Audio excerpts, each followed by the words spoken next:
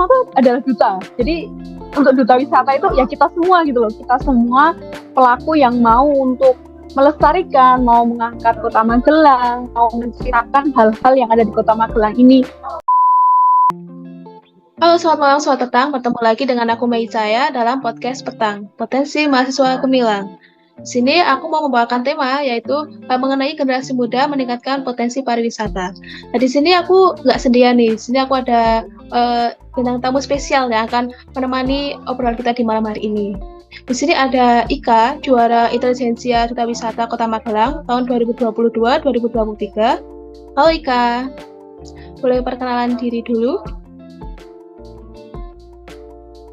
Halo Mbak Mei, perkenalkan teman-teman, nama saya Ika. Saat ini saya sebagai seorang mahasiswa semester 3 dari Prodi Pendidikan Bahasa Inggris Fakultas Bahasa dan Seni Universitas Negeri Yogyakarta. Keren banget ya, jadi Ika ini ternyata seorang mahasiswa dari UNG ya. Ya, kalau Ika, gimana sekarang kabarnya? Baik kan? Puji Tuhan baik. Mei sendiri gimana kabarnya nih? Baik, alhamdulillah juga. Yang mau tanya nih, Ika sekarang kesibukannya apa nih? Oke, berbicara tentang kesibukan, yang pasti aku seorang mahasiswa dan ya sebagai mahasiswa semester 3 mulai mempelajari mata kuliah yang khusus gitu ya. Lalu di lain itu aku juga seorang aktivis kampus dan kalau boleh jujur aku ikut 5 organisasi. Jadi ya aku sebagai mahasiswa kupu-kupu kalau bahasanya sekarang kuliah rapat. Oh maaf kura-kura bukan kupu-kupu ya. Kalau kupu-kupu kan kuliah pulang gitu ya. Iya benar-benar. Ternyata Ika nih orangnya sibuk banget ya, ikut organisasi aja sampai 5 ini. Jiwa kupu-kupuku menangis di pojokan ini. Enggak bercanda. Tema kita pada malam hari ini kita mau membahas mengenai seputar pariwisata. Nah, di sini aku mau membahas peran generasi muda dalam potensi pariwisata. Kan sesuai dengan kita mau masuki bonus demografi ini. Nah, saat ini berarti dibutuhkan kan peran generasi muda dalam potensi pariwisata itu sendiri. Jadi aku mau tanya nih, kan Ika ini tadi dapat juara intelijensi duta wisata nih. Nah, apa sih yang dulu membuat kamu pengen ikut duta wisata ini?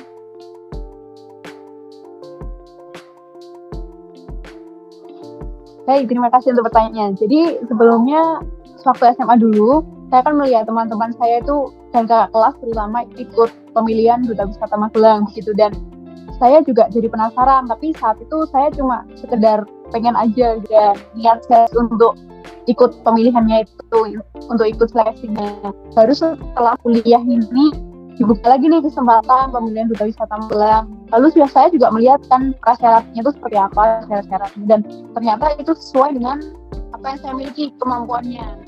Jadi saya mendaftar lalu kemudian mencoba untuk dan puji Tuhan mendapat nominasi juara Intelijensia Putri, begitu. Keren banget ya. Jadi dulu tuh karena termotivasi dari orang-orang sekitar ya. Kalau selama prosesnya sendiri bagaimana? Boleh diceritain nggak? Tahap-tahap ikut duta wisata tuh seperti apa? Saat itu pertama kali saya lihat ada pembukaan seleksi administrasi terlebih dahulu.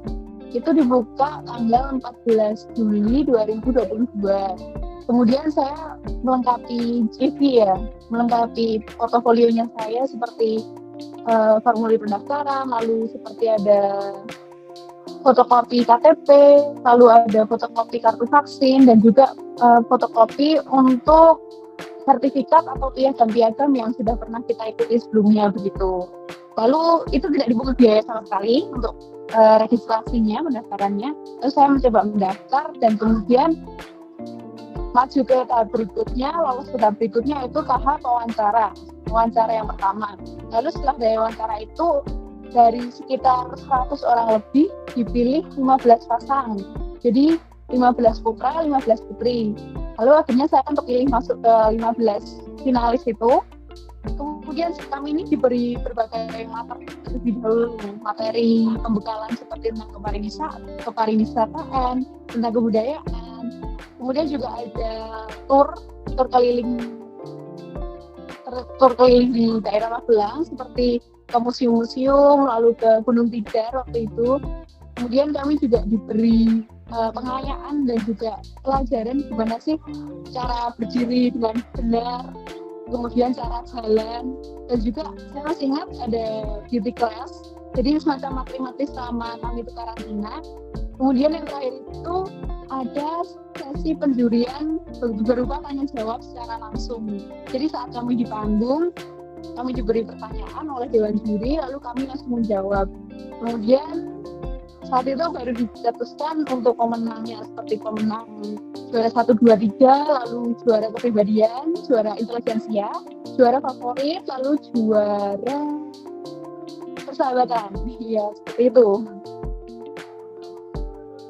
Keren banget, berarti sebuah proses yang panjang ya, dari mulai seleksi berkas sampai ke pengumuman final ini sendiri ya. Dan penilaiannya tuh ternyata banyak banget ya, nggak cuma dari segi fisik gitu ya, tapi ternyata ada dari aspek intelijensi, dari aspek kepribadian juga, seperti itu ya Kak.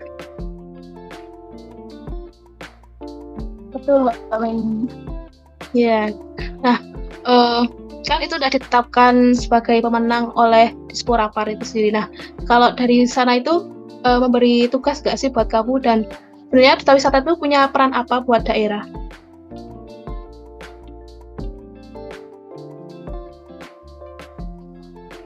Baik, sebenarnya menjadi tugas kami untuk bisa membranding Kota Magelang, karena selama ini kan orang-orang taunya Magelang itu tempat wisatanya seperti Borobudur, lalu ada Nepal, Java, dan sebenarnya tempat-tempat seperti itu ada di daerah kabupaten.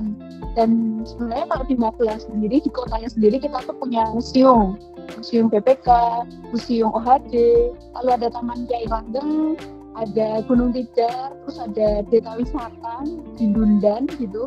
Dan itu yang menjadi tugas kami untuk bisa membranding supaya bisa mengenalkan ke teman-teman, ke masyarakat sekitar kami agar bisa mendatangi museum-museum yang ada di Magelang, bisa mendatangi Gunung Tidar, bisa mendatangi Kiai Langgeng dan lain sebagainya. Seperti itu Mbak Mei.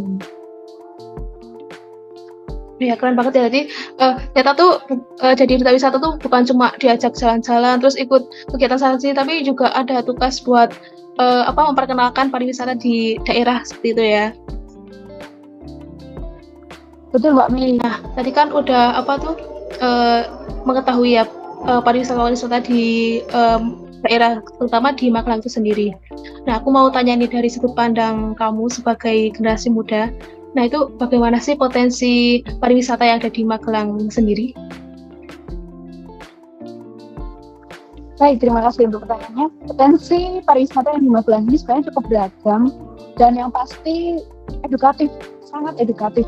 Karena misal kita pergi ke museum, kita jadi lebih mendalami mengenai sejarah. Ada juga museum di Diponegoro kan, kami bisa mengetahui sejarah Magelang itu seperti apa, sejarahnya Pangeran Diponegoro itu seperti apa, dan tentunya juga berimbas pada sejarahnya Indonesia seperti itu. Lalu juga ada Prasasti Mantiase, kami di sana juga bisa mengenal asal-muasalnya Kota Magelang itu gimana. Kemudian ada Gunung Tidar. Selain rekreasi, kami juga bisa paham kalau di Tidar itu ada apa-apa. Kami juga belajar mengenal sejarah yang membuat Gunung Tidar itu ada. Jadi kami tidak hanya bermain-main gitu, kami juga sekaligus belajar. Selain itu kami juga bersahabat dekat dengan para pelaku usaha menengah mikro menengah UMKM yang ada di Kota Magelang. Jadi kami juga belajar untuk berbisnis gitu. Jadi kami saling bekerja sama satu sama lain untuk membranding, kemudian untuk mempromosikan dan lain sebagainya. Keren banget ya, ternyata potensi pariwisata di Magelang itu banyak banget ya. Mungkin orang-orang tanya cuma Candi Borobudur, tapi padahal banyak banget ya. Di sini tuh juga ada museum gitu ya, jadi sejarah juga dapat. Terus ada museum seni juga bahkan ya di sini. Jadi ada wisata alam juga, seperti itu ya. Nanti kalau mau rekomendasi wisata bolehlah ke Ika ya. Boleh banget. Nah, oke, terakhir nih, sebagai penutup, ada nggak sih kata-kata dari kamu buat mengajak generasi muda untuk turut serta melestarikan potensi pariwisata yang ada di daerahnya masing-masing? Oke, pesan terakhir nih. Aduh, kok pesan terakhir? Jadi pesan buat teman-teman generasi muda, khususnya yang di Kota Magelang nih ya. Sebenarnya kita tuh nggak butuh tuh loh, nggak perlu kalau harus juara satu Olimpiade Sains, juara satu apa gitu, lomba-lomba yang bergengsi, hanya demi untuk mengangkat pariwisata di Kota Magelang. Yang kita butuhkan adalah kemauan untuk belajar dan niat yang serius untuk mengangkat pariwisata di Kota Magelang. Dan tentunya kita kan juga punya HP nih, kita punya sosial media, punya akun Instagram, punya akun Twitter, dan lain sebagainya. Dan itu bisa kita manfaatkan loh untuk mengangkat pariwisata yang ada di Kota Magelang. Jadi sebenarnya kita semua tuh adalah duta. Jadi untuk duta wisata itu ya kita semua gitu loh. Kita semua pelaku yang mau untuk melestarikan, mau mengangkat Kota Magelang, mau menceritakan hal-hal yang ada di Kota Magelang ini, baik dari sisi pariwisatanya, dari sisi sejarahnya, dari sisi budayanya, dan lain sebagainya. Yang penting kita punya niat untuk mau branding Kota Magelang, dan ya udah gitu, pokoknya teman-teman bisa mengangkat Kota Magelang dengan cara kita masing-masing, seperti itu. Ya, benar banget ya.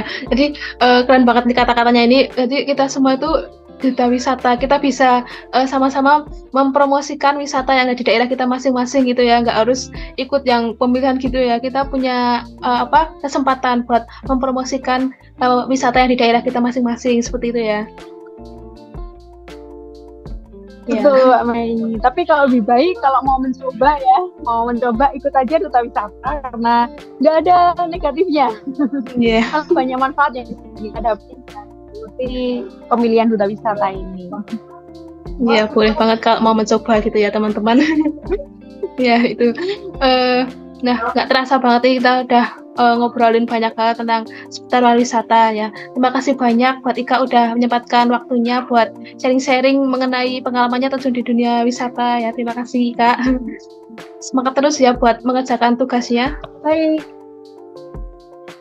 Baik, terima kasih Mbak Ais. Semangat dan sukses juga. Semoga kita bisa bertemu di lain waktu ya. Iya, benar banget. Terima kasih. Terima kasih juga buat Sobat Petang yang sudah bergabung dengan obrolan kita pada malam hari ini.